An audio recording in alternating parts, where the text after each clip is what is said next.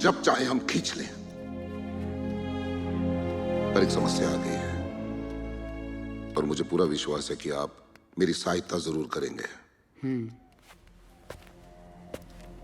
वो जो मंदिर है ना, वो हमारे दादाजी ने बनाया, और जो चांदी का घंटा चोरी हुआ है वो भोले बाबा को अर्पित किया, वो हमारे दादाजी का घंटा है। जीजा जी, दादाजी का घंटा नहीं, दादाजी की निशानी घंटा। अरे हाँ वही। बस हम चाहते हैं कि जल्द से जल्द आप इसे ढूंढ लें, क्योंकि वो हमारे लिए सिर्फ घंटा नहीं है, हमारे गांव पर जितनी समस्याएं आती हैं, जितनी विपदाएं आती हैं, उसका निदान है, खुशियों और शांति का प्रतीक है। बस कभी कभी डर लगता है मुझे कि कहीं यह घंटा नहीं मिला तो हमारे गांव पर फिर से समस्याएं ना आ जाएं। शुभ शुभ बोलिए जी। आज हमारे इकलौते बेटे वीरेंद्र का जन्मदिन है और आप हैं कि समस्या और परेशानियों की बात लेकर बैठे हैं।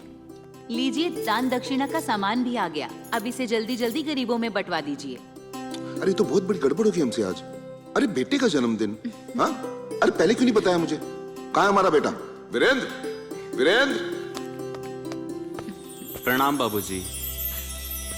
बेटा जन्मदिन की शुभकामनाएं। झुक झुक जियो। जी।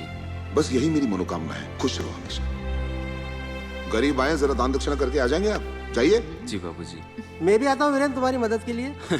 रहने दीजिए मामा जी, हर बार की तरह कुछ उल्टा सीधा कर दिया तो बाबूजी की डांट सुनेंगे। मैं संभाल लूंगा। जाओ बेटा। जी। आप भी जाइए। जी। हाँ। तो मैं कहाँ थे इंस्पेक्टर साहब? घंटे पर। मेरा मतलब है घंटे की बात पर। पहले जाओ, वीरेंद्र की मदद करो। जाओ, चलो जल्दी करो। जी।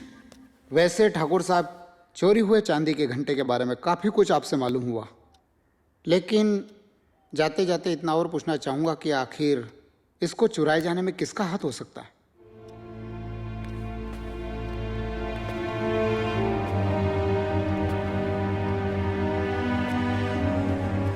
कहर सिंह। कहर सिंह? जी। देखिए, कहने के लिए तो ये रामगढ़ है। उस रामगढ़ में एक ही ठाकुर था जिसके हाथ नहीं थे। इस रामगढ़ में 2 ठाकुर हैं जिनके पास 4 हाथ हैं। मेरे ये हाथ हमेशा लोगों की मदद करने के लिए उठे हैं, और उसके हाथ लोगों पर जुल्म करने के लिए।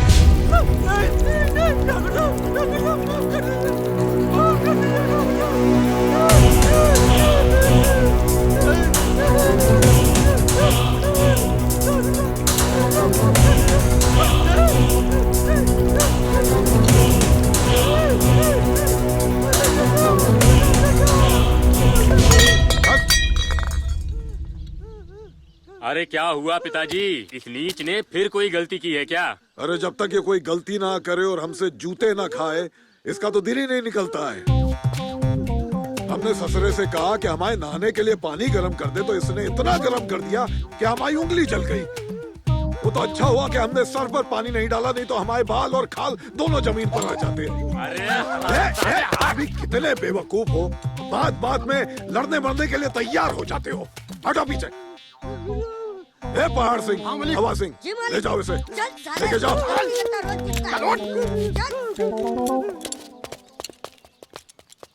चलो आओ।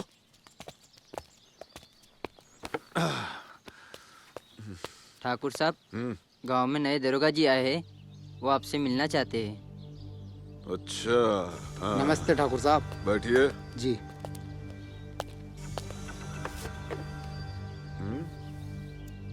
क्या बात है दरोगा, यहाँ कैसे आना हुआ? आप तो जानते ही होंगे ठाकुर साहब कि कल रात को इस गांव के मंदिर से चांदी का घंटा चुरा लिया गया। तो आपको क्या लगता है कि हमारे दादा का लगाया हुआ घंटा हमने या हमारे बेटे ने चुराया है? नहीं, मैंने ऐसा कब कहा?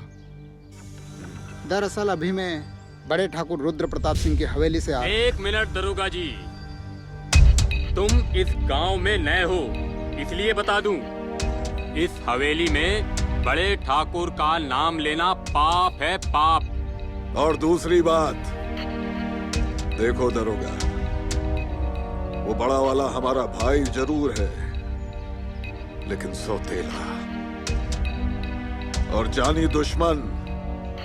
और जिस घंटे की तुम बात कर रहे हो ना, वो हमारे दादा की भी निशानी है, याद रखना। मुझे आप लोगों की आपसी दुश्मनी से कोई मतलब नहीं है। मतलब है तो सिर्फ घंटा चुराने वाले चोर से। अरे तो यहाँ क्या लेने आए हो, हैं?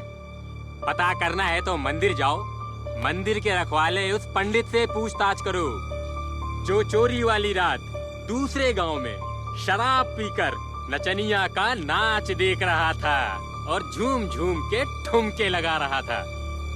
और यहाँ तक कि सरपंच और सचिव भी साथ थे। पंडित? तो तुम हो पंडित? पंडित नहीं सर, पंडित पुरनैया।